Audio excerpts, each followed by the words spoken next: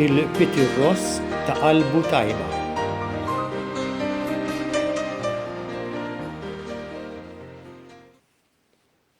Kull meta tersa il-festa tal-ġimgħa l-kbira, tiġini f'moħħi l-istorja tal-Peter Ross. Ma niddejjaq ngħidha qatt. Araw kemm hi sabiħa. Darba waħda kien hemm Masfur ċkejken li telaq mill-bejta biex ifittex l-ikel għaż-żgħar tiegħu.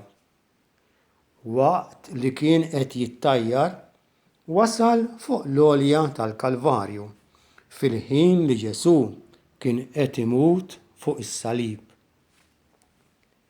L-għasfur straħ fuq il-għewda tas-salib u beda jħares b'qalbu sewda lejn ix-xena ta' niket li kien hemm madwaru.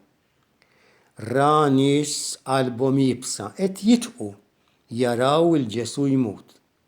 Ra lill-Madonna taħt is-salib bid-dmugħ f'għajnejha.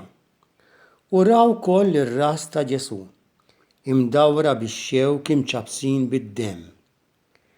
Il-qalb tal-għasfur inafset u ttajjar għal ħafna drabi madwar is-salib bħalli kieku qed ifittex x'l-aħjar jagħmel biex jgħin lil Ġesu.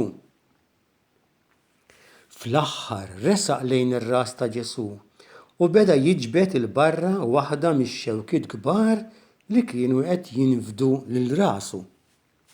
B'ġibda kbira ħareġ ix-xewka, imma max-xewka ħareġ ukoll id-demm li ċappaslu t-truf ta' ġwinħajh u ta' sidru.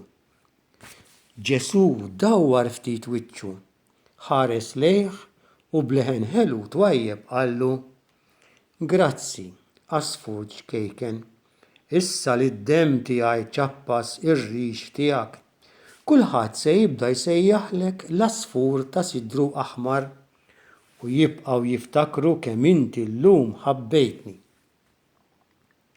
L-għasfur li minn dak il-ħin ħal isem ta' Peter Ross, jiġifieri għasfur ta' sidru aħmar, reġa' lura lejn il-bejta. Iż-żgħar tiegħu staġbu ħafna kif raw imċappas bl-aħmar. Il-Peter Ross għallhom l-istorja tax-xena ta' swiet il-qalb li kien ra fuq il-Kalvarju. Imbagħad fil-waqt li ħaddanhom miegħu ċappashom ukoll bid-demm li kien għadu frisk fuq sidru. U minn dakinhar il-Peter Rossi kollha beda jkollhom sidirhom aħmar. It-tagħlima tal-istorja. L-għasfur xtaq jgħin lil Ġesu u Ġesu qallu grazzi.